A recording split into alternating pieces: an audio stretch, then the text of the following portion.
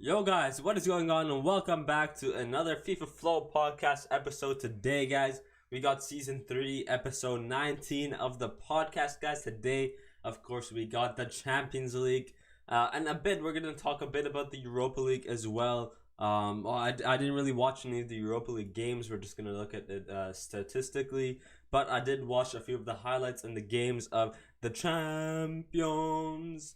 And then on top of that, we also got some football news we're going to talk about as well regarding Messi's last dance, guys. Messi's last dance. Unfortunately, we had some news around that.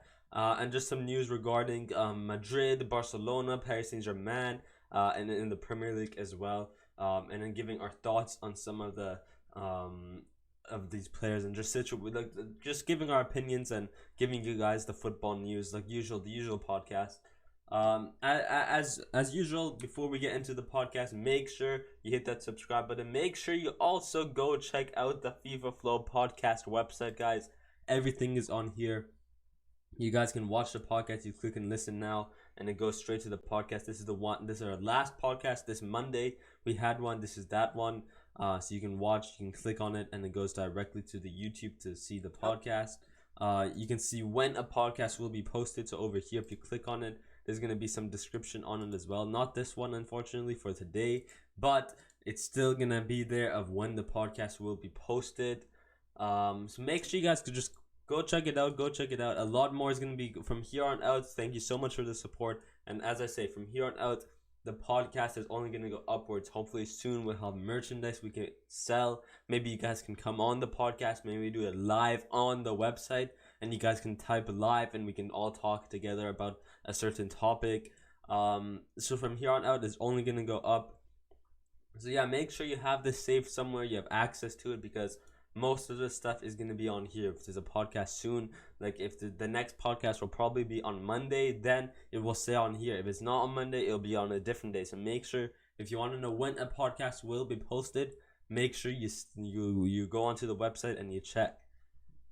But guys, let's get right into the video. Let's start off with the Champions Week 3, Match Day 3 of the Champions League, guys. Let's start off with, of course, the easy game for Bayern Munich versus Victoria Pleasant. I did guess a 7-0 here, I believe. And it was pretty close there. They did get a clean sheet, which is probably obvious. Unfortunate for Victoria Pleasant, but it was kind of obvious. Bayern Munich, even if it wasn't Victoria Pleasant, Bayern Munich were still probably going to win because they show up in the Champions League. Even they are kind of the winners of the Farmers League, of the Bundesliga, but in the Champions League they show up every time. Even the Champions League, honestly, maybe the Bundesliga is not a Farmers League. Maybe they're just too good that they always show up in the Bundesliga and they show up in the Champions League. But yeah, guys, Leroy Sané scoring in the 7th minute, the 50th minute. I did not watch this game. Sadio Mane scoring in the 21st minute. Serge Gnabry as well, and then Choupo-Moting, former PSG player, as well. I did not watch this game, but of course, versus Victoria Pleasant, why would anybody watch this game? So easy game there, is obviously predicted that Bayern Munich will win that game. Now Marseille Sporting, I did give my prediction here that Sporting are a pretty good team in the Liga Portugal, in the Liga NOS, but Marseille, I did say that Marseille were gonna win because of how the team is doing. Marseille undefeated in the Ligue 1, whereas Sporting not really doing the best. I believe they're 7th or 6th in their table in the Premier Liga. They're 7th in the table, so not doing the best this season, whereas last season they got 3rd, was it? They got 2nd last season, so they're just barely qualified for the Champions League. Same with Benfica. Benfica making the qualification round and then going through. But whereas Sporting already made a final qualification through, they guaranteed their spot, and now they're not really doing the best. It has only been 8 games. Last season, how many points did they get? They got 85 points, and compared to 8 games, 13 points, they're gonna have to win quite a lot more to get to that 85 points if they want to guarantee their spot in next year's Champions League. So not really doing the best for Sporting. Porto and Benfica are just superior in in Portugal, so Sporting can get out. But but either way, even if Sporting were doing good in the Liga NOS, in the Liga Portugal, I would probably say that Marseille are still the stronger team. Marseille undefeated in the league, and I think they're just overall they have a stronger team. Guendouzi, they got Jonathan Klaus. Who they got? They got Payet. So I think just physically, tactically, in the League One, the League One is a very physical league, and I think that's what won then this game against Sporting. Is physically they played well together.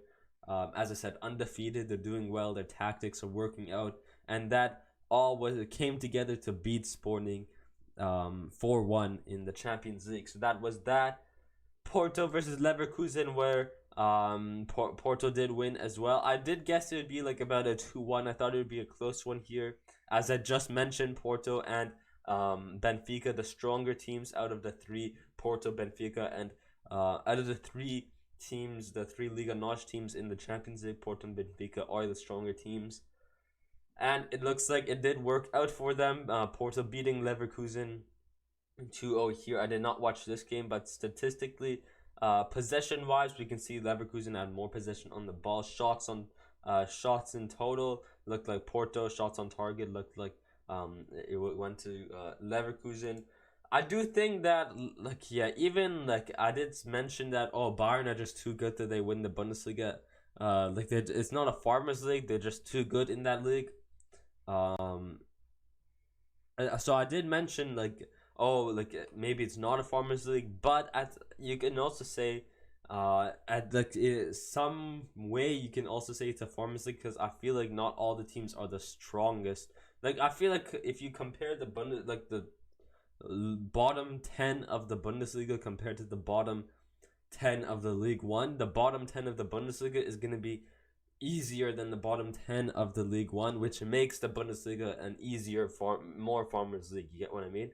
And that's where my what am I trying to see here? That's where my arguments are, is why do people call the League One a farmers league rather than saying, I know a lot of people do say the Bundesliga is a farmers league, but when they hear League One, right away they say farmers league. When you hear like Bundesliga, they don't really say farmers league. They just say, the Bundesliga. When you hear League One, they say straight away the farmers league. And why is that? Is probably one, Paris Saint-Germain oil money, because we have all the money and stuff. They're probably hating more because of PSG.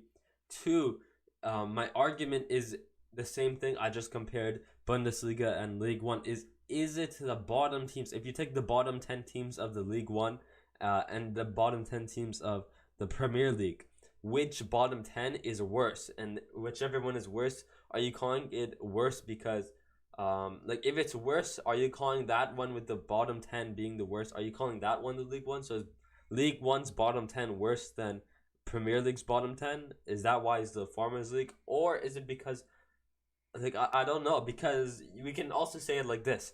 Erling Haaland, man, the robot. 8 games now. I think 8 games, 12 goals, or no, it's like 9 games, 17 goals or something for Man City, something like that.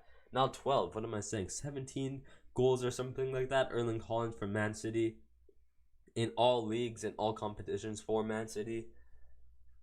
Is it like Erling Haaland right now is making the Premier League look like a playland? He's making it look like a park, like a farmers league. He's making it look easy. He's making them look like children. The rest of the teams, the rest of the players, Erling Haaland is making the Premier League teams and players look like children.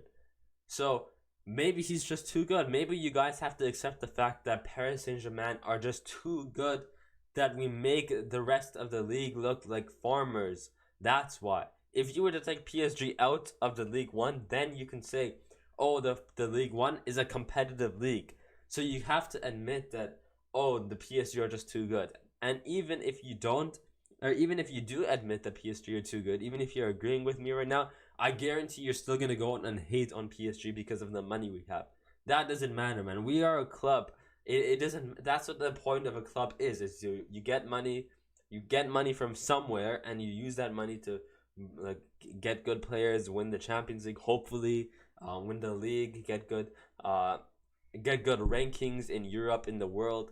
That's the point of a club. Not, it doesn't matter where we get the money from. If you're Manchester United, it's not my problem that you don't have oil money. Go to Qatar, buy stocks in oil, and you'll get a lot of money as well. So you can agree with what I said about the league stuff. If you agree that PSG are the best in the League One, and that's why if you agree that PSG are just so good, that's why we're winning so many in a competitive league. Like as I said, Erling Haaland, he's making the Premier League look like a farmers league. If you take Erling Haaland out of the Premier League, it's gonna be a competitive league. And that's what I'm saying here. PSG, if you take PSG out of the League One, it's going to be a competitive league. We're such a good team that when we go into this France competitive league, we make it look like a farmers league. Now, you can agree with me on that part, but even when you do agree with me on that part, you're going to say that Man City and PSG are still oil clubs and we hate them. You guys hate them. That's what you're going to say, I guarantee. And that's, as I just said, that's not my problem that your clubs are not buying stocks or buying a market or a company that has oil money. So that's not my problem. Get your money somewhere. Get your money somewhere, man. So make a decision. You either hate the team or you don't. It's not the league, man. So stop calling it the League One. And going back, all that conversation, going back to the Bundesliga and going back to this game, this is where I wanted to say that Leverkusen is also, I wouldn't say the strongest team that could beat Porto. Maybe if it was a team like Borussia Dortmund, it would have been more harder for Porto because Borussia Dortmund are just on fire recently in the Champions League at least. I don't quite know about the Bundesliga. We'll take a look soon. But Leverkusen not really doing the best. So that's why it was an easy win for Porto. But holy, we went so much off track there to say that, oh, Leverkusen are a low tier team in the Bundesliga. That's why Porto beat them. And honestly, what are Leverkusen? What are they in the table? They are 17th, as I mentioned. This is why I went on that whole rant of Farmers League, guys. This is why. So that is that game right there. Unfortunately, no Mehdi Taremi scoring the Persian Beast. The Persian R9, he did not score, but I believe he did play, if I'm not mistaken. Yeah, he did play, and I believe he did pretty good. I think he got an assist. But yeah, that is that game there. Club Brugge versus Atletico de Madrid. So surprise here that Club Brugge actually did win. So yeah, I did not expect that. Club Brugge just too good, man, too good. I mean, who's in their group? They got who they have? Ajax and Liverpool as well. No, that's a different group. Oh, they got Porto, Leverkusen, Atletico, Club Brugge, and they're on top. Holy, 9-3-3-3. Oh my, Club Brugge is too good. Hopefully Porto will be able to make it through for their game. I really want Porto to go through, of course, the Mehdi Taremi, the Persian R9. So hopefully, I mean, in 2020, or when was it? 2021, when the year that Chelsea won the Champions League, our run even to the semifinals, or not our run, Porto's run. I said our because of Taremi, he's Persian. So their Porto's run to the semifinals against Chelsea was crazy. So hopefully they can do the same thing this year, go to the semifinals, maybe the finals, maybe Porto will win. Porto versus PSG final, and of course PSG are gonna win. Porto are nowhere near PSG, but that's just jokes. Porto, pretty decent team. But yeah, Club Brugge, Atletico de Madrid winning there for Club Brugge. I did not watch that, so no comment here. Napoli versus Ajax. Holy, 6-1. I did say it would be like 2-2 because Ajax, they have a pretty decent team. They got Liverpool, they got Rangers in their team, but they got played around, man. They got played hard. Raspadori. Oh, Raspadori, he went to Napoli. Was he at Napoli last year? I don't think, if we go on Footbin. Yeah, FIFA 22, guys. Raspadori. I don't think, was he at yeah, he wasn't at Napoli, so that's quite surprising. I did not know that. Is this even the correct Raspadori? Yeah, but Raspadori, if we go over here. Yeah, it is. Okay, so that's pretty interesting. Going to Napoli. So that's pretty. That's pretty. I didn't know that. So pretty cool transfer there for Napoli. Um, yeah, after losing Dries Mertens, I guess it makes sense to get Napoli, or not losing after I guess, yeah, losing Dries Mertens, going to Shakhtar Donetsk, I believe, or one of the Turkish, no, not Shakhtar, that's not even in Turkish. One of the Turkish teams. He went to the Turkish league. Um but yeah, now I guess the replacement was Raspadori. Di Lorenzo, the right back, scoring a goal. Zielinski, who's such a good midfielder. Honestly, guys, even last episode I talked about this so much, where Milinkovic Savic and what's his name, Chalanoglu, such a good midfielders. What midfielders they are. And honestly, now that thinking about it, like they got Barella, they got Tonali, they got Locatelli, they got Pogba, they got what's his name, Weston McKennie, the American, and Zielinski. Man, the Serie A has so many good midfielders. Man, Zielinski, such a baller, such a good box to box. Um, we got Simeone, not Diego Simeone, guys. I don't think they're related. Actually, let me check. Diego Simeone. Oh no, that is his son. Unlucky, guys. That's his son. Simeone, just too good. Not the player Simeone, not the manager. The manager can get out of here. Such a 11 back merchant, 11 back rat. That's what he is. And then this random guy scoring. So yeah, good game for Napoli here. Yeah, that Raspadori really caught my eye. I did not know, but now that I think about it, really good transfer for Napoli after losing Dries Mertens. So yeah, that was another game there. We got Liverpool Rangers, Trent Alexander-Arnold and Mohamed Salah scoring a penalty. Trent scoring a goal early in the game. And bro, what are these coincidences? We talked about them in the last episode. I did say, oh, Trent not being the best defensively because of he's not really being protected by his midfielders. Now he shows up, he shushes me, and he scores a goal. Maybe attackingly, but defensively he still hasn't proved me wrong. So hopefully his defense can do better. I did not watch this game, so maybe defensively he did prove me wrong. But attackingly he's still gonna be a beast. Like his crosses, his free kicks, just his like far out shots are just insane. Mad on the ball, he's pretty good. His passing is insane. So everything about that is still no hate against that. All I said was the hate against his defending. That's all I said. So that is that. RB Leipzig versus Dinamo Zagreb. Unlucky loss here. I really wish that Dinamo Zagreb did win because they beat Chelsea the first week. The first match day.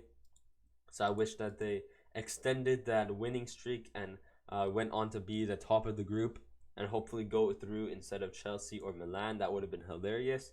But unlucky there, RB Leipzig does win. I did not watch that game.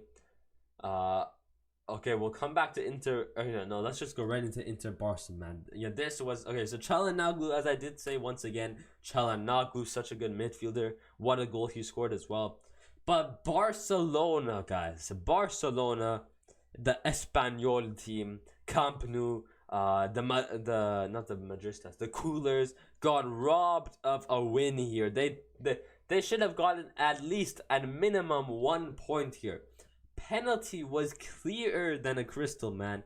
This penalty, okay, this like man, VAR is the shyest thing in the world.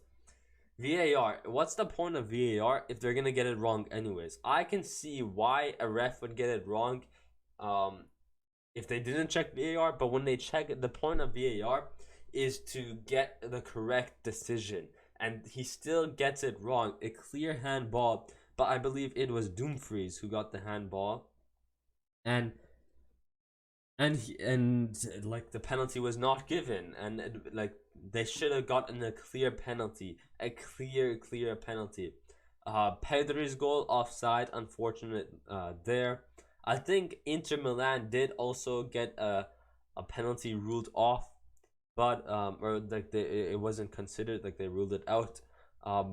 So either way, both teams deserve the penalty, but I think Barcelona got robbed more of a penalty than Inter Milan did. Barcelona got absolutely robbed. deserved at least 2 goals, and minimum 2 goals. Pedri did insane, scoring 1 goal, but unluckily being offside. Let's talk about Ousmane Dembele, guys. Ousmane Dembele did absolutely nothing but dribble. Nothing but dribble. Lewandowski opened the whole game in the box. And it's not just, man, okay, one thing is Inter Milan. They had a lot of injured players, but yet they still showed up really, really good. Skriniar kept Lewandowski in his pocket. And I think just De Vrij, Bastoni, they all played really good defensively against Barcelona.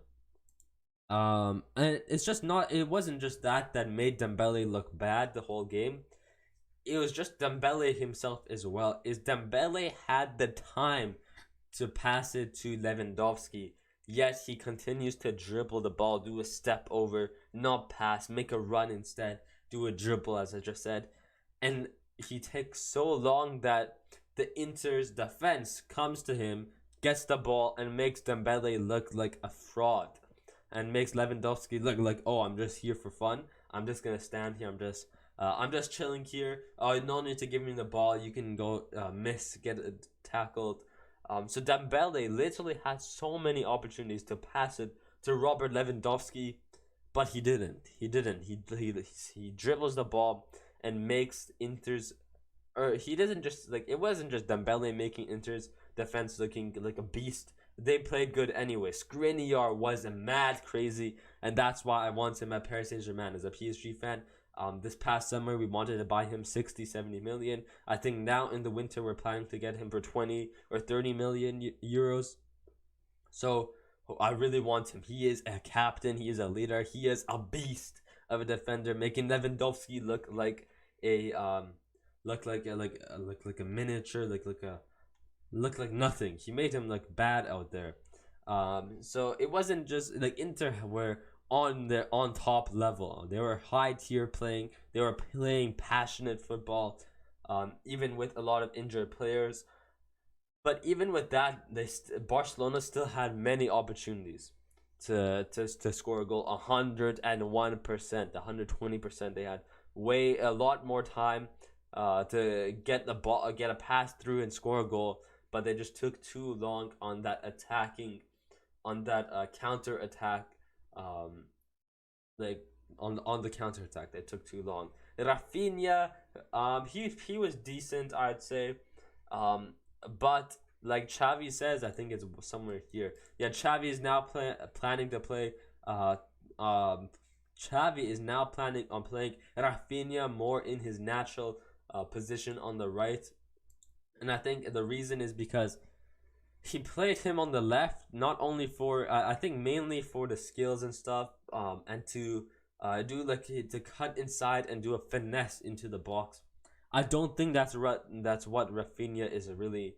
I mean, Rafinha, man, his far shots are really, really good, but I think he likes to play more like going long post outside the foot shot with his right foot on the right side, doing a dribble and then a cross inside, cutting inside and going far post with his strong foot instead of finessing it. I think that's more Rafinha's play style rather than cutting inside and doing a finesse. I don't think finesses are his strong suit, although sometimes he does score beautiful magisterial finesses. But I think personally, like, why Xavi wants to play him on the right is to do what he is better at, which is with strong foot, far post, a cross into the box. Especially after what Dembele did, man. Dembele is not like good for passing, making assists. I think he wants to play Rafinha more as that guy who's gonna cross more with his stronger foot instead of Dembele. Maybe Dembele goes back to left wing like his younger days, and maybe he's gonna be the one doing finesses instead, or outside the foot. Like, he's really good at those outside the foot. So maybe that's what Xavi's gonna do, is switch Dembele and Rafinha. Dembele on the left, Rafinha on the right. I don't know, but that is the plan there, especially after Dembele's trash performance. I wouldn't say trash. Like, man, this guy doesn't know. Just pass the ball, man. Stop dribbling. But even if he did pass the ball, Inter Milan's defense on top form. The back line, the midfield, all did pretty decent. I think Pedri was definitely the man of the match for me in this game. He had a few opportunities to score, but unfortunately offside. Oh, Nana, the keeper getting a card. What the heck? Um, but yeah, I think Barcelona definitely robbed up the win here. Crazy game though, crazy game. I did expect Barca to win, and for sure they should have won. They got robbed of the win. Liverpool, yeah, we talked about this. RB Leipzig versus Celtic, of course. Nkunku has to score a goal. Man, Nkunku, I think he kind of fell off. He's still a beast though, man. He still does such good dribbles. Nkunku and Timo Werner doing insane. I think both of them together are really good. Honestly, like, man, RB Leipzig have a really underrated team. They got Andre Silva, Nkunku, Timo Werner, this Cam guy here, Campbell. Who's that other guy? Lamer. I think Lamer is on the team. They got Diallo, Abdou Diallo. They transferred him from Paris Saint-Germain, the center back. Orban, Guardiola, Gulevsky.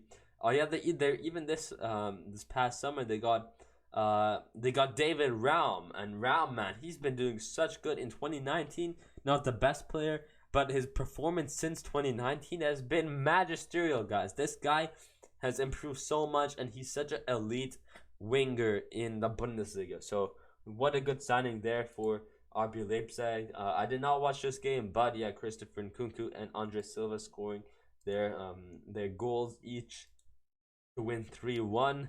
And then what else do we have here? Chelsea finally winning a game. I think now they have one win here. Or no, they don't. They have like 2 wins now, but they did win a game. Wesley Fofana, Pierre-Emerick Aubameyang, and Reece. Honestly, Aubameyang did really. He was elite player, elite striker. He was just elite in the attack for Chelsea this game. And Milan's defense looked terrible. I think Kalulu played terrible. Tomori, I think it was mainly because of the positioning Aubameyang was in. Yeah, even Serginho Dest, he wasn't really the best. Dest wasn't the best, guys. Only George Best is the best. Dest is not close. So just 2 letters off Dest. A, B, C, D, he's 2 letters off from being the best. But yeah, I had to make that joke. But like, honestly, Aubameyang, his positioning, Sterling did really good. Mount, I think mainly in the attack, Aubameyang destroyed AC Milan's defense for sure. I think he was the main one who destroyed the defense. But yeah, good win for Chelsea here. What else do we got? We had Juventus, Maccabi Haifa. Did not watch this game, but 3-1 here. Madrid versus Shakhtar Donetsk, guys. For 3 years in a row now. I did make a joke that Shakhtar Donetsk should surely like maybe they'll win, or like maybe they'll draw or even win against Madrid after being in the same group for 3 years in a row now. Surely they don't have Madrid play. Unfortunately, they did lose 2-1. And honestly, like you could say 2-1. That's pretty close though. That's still pretty close. Man, Madrid you can look shots, 36 shots, 14 shots on target. Madrid absolutely got destroyed. Even Toni Kroos, I agree so much with Toni Kroos. He said that, I'm disappointed that we only won 2-1. We should have been up so much more. And man, Madrid had so many chances that were, unfortunately, they hit the bar. I think Toni Kroos had a really good outside the box shot which hit the post. Like, man, Madrid had so many opportunities, but it just didn't go in the back of the net, man. It just didn't go in the back of the net.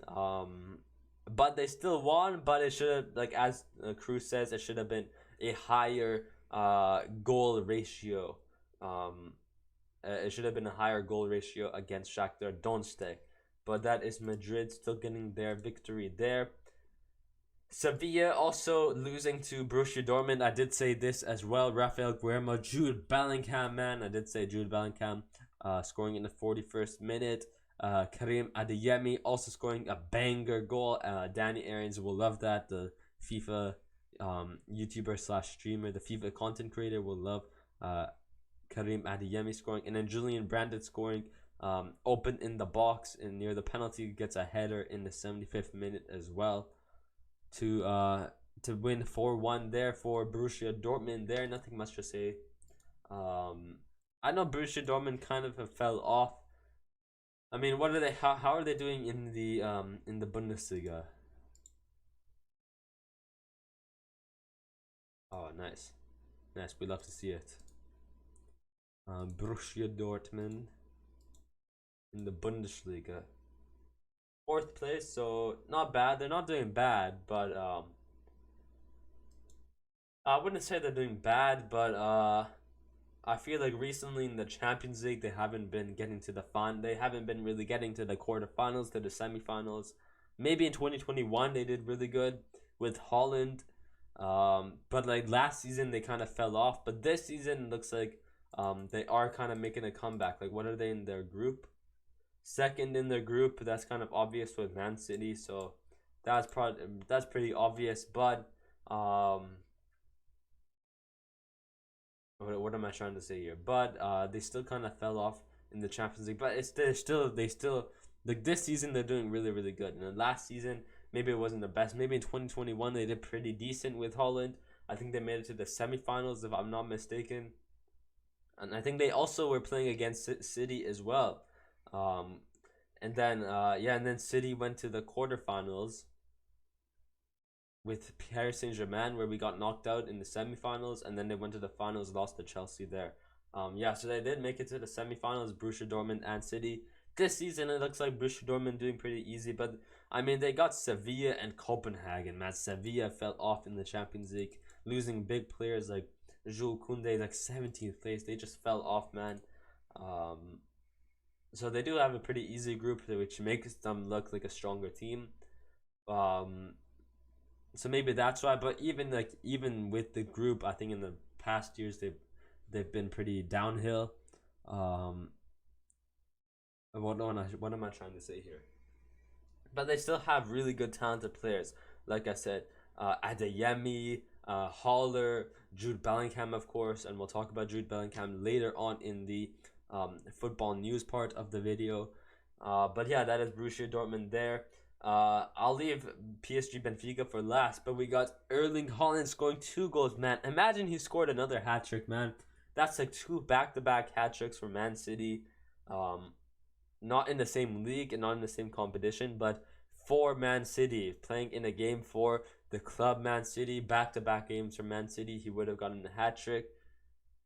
Riyad Mahrez scoring a penalty. Did Haaland get subbed? Oh, yeah, he did get subbed off him, so maybe that's why I said like, oh bro, Haaland should have taken the penalty to get the hat trick, but I think he got subbed off near the beginning of the second half. This guy is just too elite, man. Erling Haaland is a robot. I saw this thing on Twitter where, oh, there's a petition for Erling Haaland, like, oh, do you guys want Erling Haaland kicked out of the Premier League for being a robot? So that was quite hilarious. But man, this guy is just too good. And a lot of people are saying, like, as I said as well, oh, Erling Haaland making the Premier League defenders look like children. His positioning, his physicality, his like idea to get in behind, to make runs in behind, to just be physical, to be that big guy in the box, to scare the defenders and everything. Everything about him is insane. The only thing I have against maybe a lot of people, because I'm a PSG fan, of course, so when like my friend asked me, oh, do you think what do you think of Mbappe versus Haaland? I said before, Mbappe versus Haaland was nowhere near close. Mbappe was clear. Now Haaland is kind of matching Mbappe's level. I think now I can't really compare Mbappe and Haaland. I think now okay, this is gonna go into another rant of Mbappe Haaland stuff. So that it's okay. But Haaland, guys, everything about him is elite, and he is a robot. I do agree he's a robot.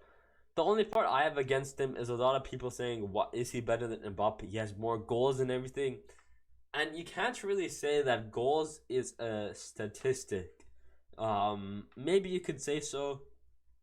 The only, like, yeah, Mbappe, you can say, like, oh, You can't really like you have to look at the performance as well. And when you look at performance, you can say that Haaland, he everything about him is insane. Just the way he gets these goals, is it the same way as Mbappe getting goals? Because Haaland is getting, I know he makes these beautiful runs in behind. He's just that his positioning, attacking wise, is insane. But he's also being fed these goals. His teammates, I feel like tactically, Pep Guardiola tells Gundogan, tells Bernardo Silva, he tells Grealish, he tells Foden, he tells Mahrez, he tells Cancelo, he tells Kevin De Bruyne to give Haaland the ball. Give Haaland the ball, and Haaland will score.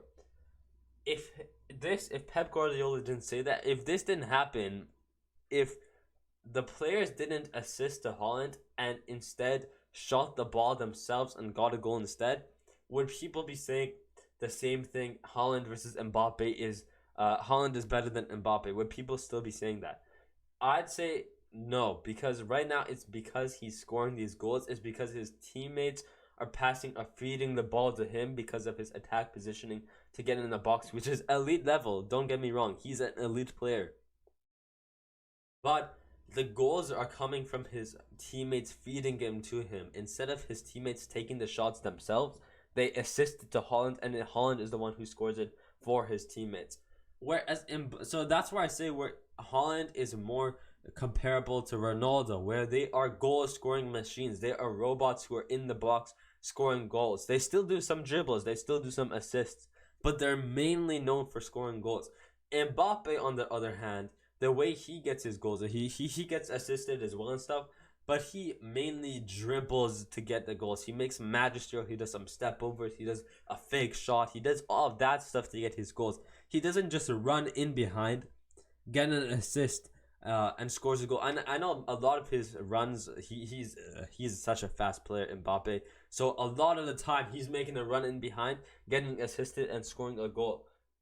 But that's not every single time like Haaland. And Mbappe, most of Mbappe's goals are not just running in behind and scoring. He's making a dribble, he's doing a dribble, he's giving an assist, he's making like magisterial dribbles, a step over, a fake, and then scoring the goal himself. Not always making a run in behind and getting assisted by Vitinha, by Messi, by Neymar, by Hakimi. It's not always like that. For Haaland, and I know it's not the same for Haaland, but for Haaland, it's more of making a run in behind and scoring a goal. So that's why I can't really say it's comparable, because the way that they score their goals, the way each player plays is different. That's why I don't really like comparing it. Statistically, I'll have to say Haaland is doing better so far. He's scoring goals. It's scoring goals and stuff.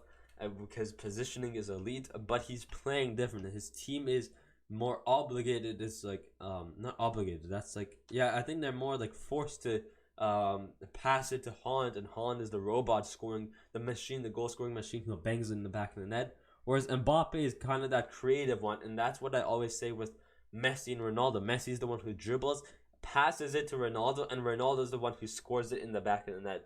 Same thing is going on with this next generation of Haaland versus Mbappe. Mbappe is the one who does the dribbles, the magisterial dribbles, the fakes, the step overs, the body feints, the elasticos, the I don't know what else is there. The Trivellas. See, that's more Mbappe type, the dribbling. And then he assists it to Erling Haaland, who then scores a goal. And with the striker, with the one scoring the goal, with the robot goal scoring machine like Ronaldo and Haaland, they're not just known for scoring goals, they also do some dribbles and stuff, but they're mainly scoring the goal. Whereas Mbappe, Messi, they score many goals as well, but they're also mainly known for their dribbling. Whereas Haaland and Ronaldo are more known as their being a goal scoring machine in the box. So that is my rant there. I went on another rant, and that's just because people are saying this, like Haaland is better. He scored another 2 goals. He's just insane. So I had to say that as well. As a PSG fan, gotta protect my team, guys. But we go on to the last game of the week, Benfica versus PSG, which is an unlucky loss here. Own goal by Danilo Pereira, and I've said this many times. Danilo Pereira, not my favorite player. He was a beast though. He did honestly play really, really good. in the midfield. I know he was playing in the center back, and honestly, he was playing. He was definitely up there. Definitely maybe top 5 players of our team, maybe top 4 players of the team in this game.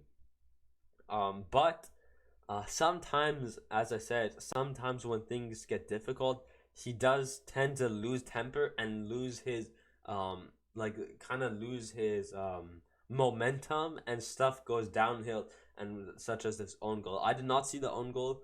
I saw the Messi goal though. But that's what I said I wanted to say about Danilo Pereira. I've said it in the past. I've said it today. He still played pretty well, but when things start, when he like can't really do something, like he starts to be inconsistent, he loses his momentum, and the whole team just goes downhill as well. Lionel Messi, although, is the one who saves us with at least scoring a goal before the own goal, so he's the one who got us in the lead. What a goal this was. Mbappe has the ball. Neymar then has the ball. Neymar passing it. So Mbappe making a run here. Tries to make a run through the middle. Passes it back to Neymar. Or he passes it to Neymar, then makes a run to do like a 1-2 with Neymar. But then Messi comes in from this side, from Neymar's side. Goes around this defender. Neymar passes it to Messi, and Messi, just while he's running, Messi with his left foot does a little tap, and it goes far top bins on the left side. So what a beautiful goal there! What a beautiful creation by Mbappe, Neymar, and Lionel Messi La Pulga, which we'll talk about a bit later for the news as well, regarding his future with the club and for his nation as well. That is gonna be the Champions League match day 3, guys. Let's just look at the table. Napoli, Ajax, or Napoli, Liverpool on top, Ajax, and then Rangers, Club Brugge, Porto, Leverkusen, Atletico Madrid, Bayern, Inter, Barcelona at 3rd, and Victoria Pleasant at 4th, and Barcelona not looking the best. Might go down to the Europa League for the 2nd season in a row. They did say, Xavi did say, and the club did say, the players all say that Barcelona say that they are confident about these last 3, that they're gonna win all the last 3 games against Inter, Bayern, and Victoria Pleasant again. But I mean, they said that in the summer they got these players to win. They said that about the whole Champions League. Yet they're losing. They might go back to the Europa League. So they said that before. Now they're just reinstating it, even when they're doing bad. So, it doesn't look like it really helped much. Over here, Sporting, Spurs, Eintracht Frankfurt, and Marseille. Sporting looks like they're topping their group, even with all the hate I said, doing bad and everything, doing like worse than Marseille, losing to Marseille and stuff. I do think Marseille will get up there for sure. I believe Marseille are a strong team, and I do think they'll get at least 3rd, maybe 2nd. But yeah, that is Group D there. Group E, RB Salzburg, Chelsea, Milan, and Dinamo Zagreb. I think Chelsea will get some wins here. The last 3 games, I think Chelsea will go on top. I think Milan will get 2nd. I think Dinamo Zagreb might come back to 3rd. But I think I think Chelsea and Milan will make it through. Salzburg will have a difficult time. Or maybe I think Salzburg will get 3rd, and then Dinamo Zagreb at 4th. Madrid, of course, going through. I do think that RB Leipzig will probably get back. Shakhtar going to 3rd, and I don't think Celtic are doing the best. City's Dortmund, they're gonna win here. Honestly, if Sevilla lose to Copenhagen, if they don't qualify to Europa League, Sevilla are terrible. They're mudded.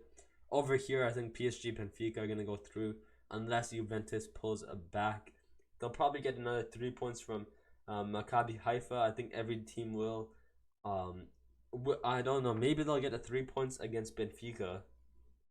But I don't think they're going to get 3 points. Maybe 1 point against PSG. I think we'll beat them though. So maybe they might have enough. If they beat Maccabi Haifa and Benfica, that's puts them up to 9 points. And if they lose against PSG, that keeps them at 9 points. But then Benfica also has 7 points. So if Benfica wins if Benfica beat Maccabi Haifa and get 1 point or something, they should they should absolutely secure a win, a qualification against Juventus, and same with PSG. I think all PSG and Benfica need to do is win 2 games. Maybe for Benfica, I don't think they'll win 2 games. Maybe win 1 game, and then get 1 point. And I think that should just barely be enough, because no ways Juventus get up to 12 points. No ways to get up to 12 points. So if Benfica win 1 game and get a 1 point and get a draw, I think Benfica will secure their spot. PSG surely will get 2 wins against Maccabi Haifa, maybe against Benfica. Hopefully next week we win against Benfica to get that extra 3 points to secure our spot in the Champions League. But if Benfica go on to win 1 and get 1 point, I'd say that is definitely enough. Even winning 1 is enough for Juventus. No ways Juventus are gonna win 2 games plus 1 point. I think they're gonna beat Maccabi Haifa, beat Benfica, and lose to Paris Saint-Germain, and that's still not enough if Benfica win 1 game. So that's my predictions there. That is the Champions League, guys. 45 minutes of Champions League. Do we really want to talk about Europa League? We'll just take a quick glimpse at it. Nothing really I want to talk about because I didn't really watch it. Roma Betis. I really wanted Roma to win. This is a pretty good game in the Europa League, but I wanted Roma to win. Of course, they got Jose Mourinho. They have a pretty decent team. Pellegrini. They recently got Dybala. Unfortunately, I think Dybala did score a penalty, but unfortunately, it just wasn't enough. In the 88th minute, Real Betis go on to score and make it 2-1 at an away game against Roma. Arsenal winning 3-0 there. I'm not going to click into it because nothing really to talk about there. One thing I do want to talk about is Man United versus Omina, guys. Man, just the fact that it was difficult for them to beat Omina was hilarious in itself. And what I'm very excited and very happy is that this guy here, Karim Ansari Fard. How do you say this guy's name? Karim Ansari Fard is actually a Persian. I don't know how to say that last name. I have not heard that in a Persian name. But he's actually Persian and he scored against United. So let's go, guys. Persian to win. If we can score against United, we can win the World Cup. Man, this is great. This is huge. Iran winning the World Cup, guys. Trust me. We're going to win the World Cup. Look at this. We're scoring against United. We're making Ronaldo cry. That's insane. We're making Ronaldo cry. And Ronaldo was fuming this game, guys. He had such... Man, this guy, all he had to do is get a touch. A simple touch and it would have went in. He's literally on the line of the goal and misses the goal. Man, this guy was fuming. He was fuming. So, just hilarious to see Ronaldo cry from a Persian scoring, from missing a goal. Just too good, man. But we look at it here. Arsenal on top of their team. I do think PSV will go up to second here. And this Bodo Glimt team will go down. Over here, we got Rants and the Turkish team here. Is this Feyenoord?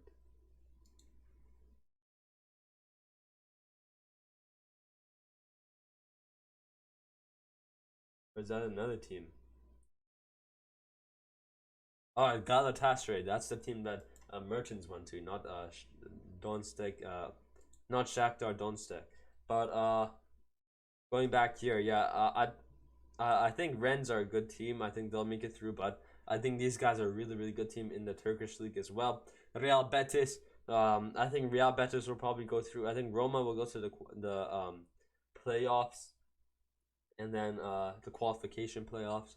I think Braga, they're doing really, really good in they're second in the Liga NOS, but the Union Saint-Germain, oh no, not Saint-Germain, but they got Saint in their name, so we got a similarity with PSG, so hopefully they go through.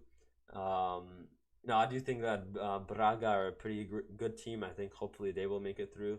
They got, don't they have Quaresma, the Trivella Quaresma, the Trivella God. Real Sociedad, bro, if Man United do not beat Real Sociedad in this group, if they don't get on top of this group, that is just sad. Imagine United go down to the Conference League. Oh my, bro, imagine thinking of that, man. Imagine. Actually, they can go to the Conference League.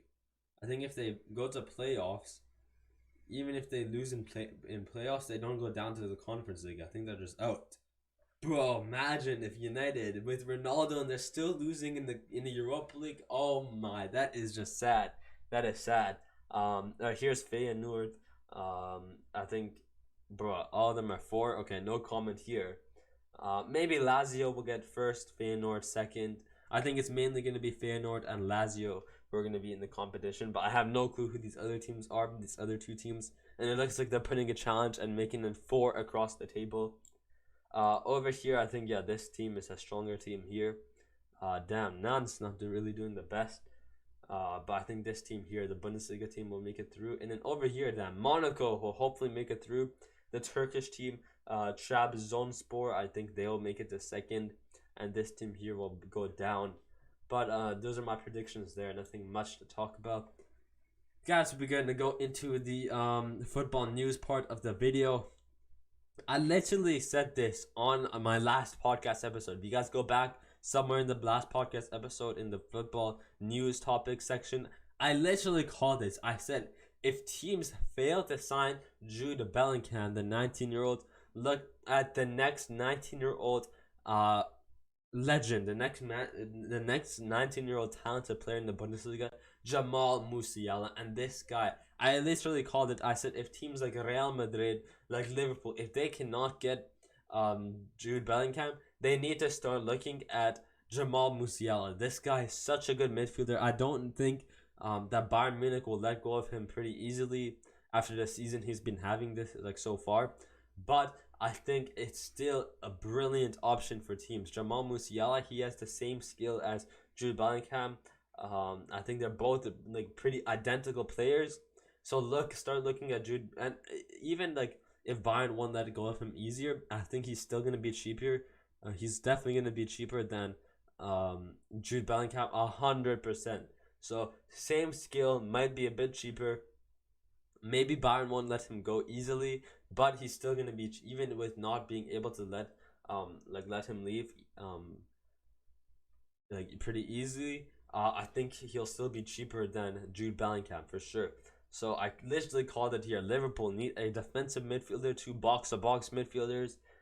They need a new center back, maybe a new attacker. For the center back part, I did say Smalling, but then right after I finished recording it, I realized that Smalling did actually play for United before he went to where is he at now? He's at Roma. So maybe that's not really the best option there. Maybe someone like Tomori, he's English as well, so makes sense. But it doesn't necessarily have to be an English player from the Serie A. I just said Smalling as a suggestion. That's a type of player they can get. So yeah. But I literally called this on my last episode, so I'm just too good. I'm just too good, man. Too good. Ball knowledge to the moon. But yeah, guys. Unfortunately, we go to the Messi part of the video. Messi told Messi, I think we have, where is it? And we don't. Okay, anyways, Messi, I feel good physically. I had a very good preseason this year compared to previous years. Last year I started training late, played without rhythm. Then I went to the national team, and when I returned, I had an injury, then COVID. I couldn't pick the rhythm, but now he is in the rhythm, guys. If you go to my Instagram here, we'll take a look here, where surely this will be my final World Cup, quoted by Lionel Messi, La Pulga himself. So really sad there, man. La Pulga. Eventually, everyone knows that it has to be announced. It will come to an end. But just the fact that it's this December as well, it's this year, it's not even in a few years, it's not even one more World Cup after. It's the fact that we know that this will be this upcoming one. It's I wish we knew sooner. Maybe I could have known sooner. Buy a ticket, go to Qatar, and watch him play one last time for Argentina. That's the fact that makes it sad. Is I will no longer, in 2026, when Canada, Mexico, USA all host the World Cup together, it's the fact that he's also gonna be gone. I won't be able to see him here. And it's not just that. That's not the fact. It's Lionel Messi, man. This guy is the best player in history. He made history with Ronaldo. He made history. He beat legends. Like he did better than he broke records with Ronaldo against legends like Ronaldinho, Maradona, Cruyff, Mateus, Ronaldo Nazario, the Brazilian Ronaldo R9, Jairzinho, Pelé. He broke their records. He won 4 Ballon d'Ors in a row. He made it to the World Cup final in 2014. Got so many Player of the Month, Man of the Matches, so many awards, man. And it's just a legacy. And to hear that, oh, this is my last World Cup is just so sad. So, yeah, I don't know. It's just gonna be sad to see. Is he retiring from World Cup? Is he gonna retire from football totally, or just from the national team? I don't know what it's gonna be. So, it's just gonna be just the fact that we heard this will be my last World Cup is just too much in itself. To hear something Lionel Messi saying it is my last is hard to hear. So yeah, that is that. Lionel Messi, I don't really intend. So this is him saying like, oh, are you gonna be a coach after you retire? So maybe it is a sign that, oh, he's gonna retire soon. And now he's being asked questions of, are you gonna become a manager now, a coach? Lionel Messi, I don't really intend to be a coach, but Zidane said exactly the same, exactly that. And after it, he won 3 Champions League. He won the Champions League 3 times with Madrid as the coach. He won the treble 3 years in a row with Real Madrid. After he said, oh, I don't want to be a manager, Zidane comes in, wins 3 Champions Leagues in a row with Real Madrid, with his club he played for. So Messi, maybe he'll do the same thing. Maybe he won't be a coach, but maybe he'll be an assistant, maybe like a trainer with, like beside Xavi. Maybe he'll still be a club executive, someone who has top level, a top staff member, like someone who trains with the club, a trainer, like one of those top people at Barcelona. I think he's still gonna be maybe not a coach, but maybe he'll be an assistant coach, a learning coach, something like that. I think that's quite interesting there. Keep on talking about Messi. Lionel Messi has told PSG, I don't rule out returning to FC Barcelona in January. He will stay there. He will not stay there. So I think by there he means he will not stay in Paris Saint-Germain. And I think, of course, I think it's over here where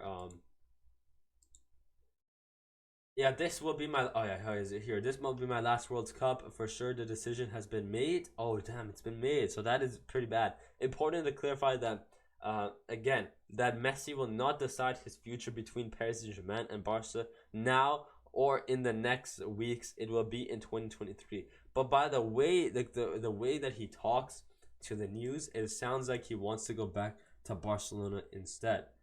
That's just how I'm like hearing it and how I'm viewing it from what Messi is saying.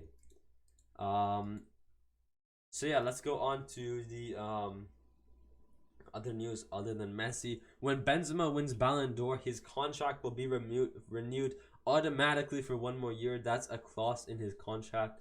I really don't know how I feel. I mean, any player, anybody in the world would want to win the Ballon d'Or, but to win the Ballon d'Or and have no choice but to have an automatically renewed contract with that club that you win the Ballon d'Or with is kind of not ideal. I feel like it'd be better if you had an option. Maybe you don't want to play after you win a Ballon d'Or. Maybe you want to finish your career on winning the Ballon d'Or. So maybe not the best. Maybe he signed it himself. Maybe he wanted to do that. If I don't win the Ballon d'Or, I am done with football. If I win it, I'll play another year with Real Madrid. Maybe that was him saying it. I really don't know what it was, but yeah, that's just my thoughts there. For sure, if this guy doesn't win it, there is something rigged. There is for sure something rigged, man. There's for sure. I mean, he's missing penalties against Osasuna, so why would a Ballon d'Or winner? Why? How can you miss a penalty against Osasuna and win the Ballon d'Or? That just doesn't seem right, man. Doesn't seem right. But yeah, I'm just joking there. Yeah, if he doesn't win, that is rigged. Other news: N'Golo Kante wants to leave Chelsea but continue his career in London. So in London, it looks like he wants to stay in London. He doesn't want to move. His options are, what is there? Spurs and Arsenal. Spurs and Arsenal, but I think Arsenal don't want him apparently. I heard that Arsenal do not want to sign him. I don't know what Arsenal are doing. What the heck are you doing, man? It's N'Golo Kante, man. Sign him. It's the best CDM in the Premier League. He still has no interest in playing for PSG. Sad hearing that. It's very sad hearing that. That would have been insane. But even if he had interest, I don't think he fits the team. I don't think Galtier would like him. I don't think he fits our play style in the team anyway. So, I mean, nothing to really be sad about there. I mean, at the end of the day, it's still Conte, so any team would love to have him. But like he still wouldn't fit our team tactically and stuff. Despite various attempts by the French champions, he will not be interested in playing for PSG. But he wants to stay in London, so his other options are Arsenal, Spurs. Now that Arsenal don't want him, are Spurs willing to sign him? Are Spurs would like to sign N'Golo Kante? If Spurs say no, there's something crazy with London, man. There's actually something crazy with London. Talking about Chelsea as well, apparently, who's their new manager? Like Donovan Landon? Who's bro? That's like some other like, I don't know who he is, but Bardi or what's his name? Something Barnes, Chelsea, owner Todd. This guy Todd Bowley. This guy apparently he wants to rename it. Or there's rumors where he wants to rename Chelsea to London Cowboys. Bro, that is, if that's not the most American thing ever, I don't know what's the most American thing ever, man. The London Cowboys, Texas Cowboys. Like, what the heck, man? London Cowboys. Are you crazy? Are you crazy, man? Bro, it's a lion. First of all, on the crest, it's a lion. Bro, I don't know what like that's just the most American thing ever. Like, what the heck am I listening to, man? London Cowboys. Let's just get off that topic. The only 3 players with at least 5 multi-goal Champions League games by the age of 23. So these are the only players in history to have multiple goals in the Champions League by 23. Erling Haaland at 10 goals in the Champions League. Multi-goal Champions League games. Maybe that means like against how many clubs in the same season. So I think you have, I really don't know what that meant. But yeah, Haaland 10 goals, Mbappe 6, and Messi 5. Damn, Messi looking like a bit of a noob here, guys. Noob, yes, I'm using that word. Looking a bit of a fraud, looking a bit of a loser. With only 5 goals at 23 in the Champions League. Look at Haaland, man. Haaland, just the robot. That is that. Real Madrid are ready to pay over 100 million for Jude Bellingham. Okay, that is quite crazy. And as I said, if a team like Liverpool lose against Madrid for this 100 million Jude Bellingham, look at a player like Jamal Musiala, like Barella, like Çalhanoğlu, especially Jamal Musiala. I feel like, look, I think Jamal Musiala is identical to Jude Bellingham, both in the Bundesliga, identical, same age, and might be a bit cheaper as well. Maybe not easier to get, but he's gonna be cheaper as well. And then lastly, we got Madrid. Toni Kroos has a renewal offer from Real Madrid, but the club feel he is closer to retiring than renewing. And we heard this a few weeks ago as well. So they know he's finished. Back to back. Oh my! I swear, man. These Twitter comments, these football like arguments are just hilarious, man. But that is going to end off the podcast for today. If you guys enjoyed the podcast episode, hit that like button, hit that subscribe button, and hit that bell. As I said, make sure you have the FIFA Flow podcast website saved somewhere and you're accessible to it. Because everything is going to be posted on here. As I said, thank you so much for the support. From here on out, the podcast only goes upwards. Next episode will probably be on Monday, but as I said, make sure you check the website and it will be posted on here of when the next podcast will be posted. For now, yeah, make sure you follow my Instagrams if you want to give some support. My personal Instagram where I post photos of myself, and then the podcast Instagram, of course. And then if you guys enjoyed the video, hit that like button, hit the subscribe button, hit that bell. For now, stay happy, stay positive, stay safe, stay flow, and I'll see you later. Peace.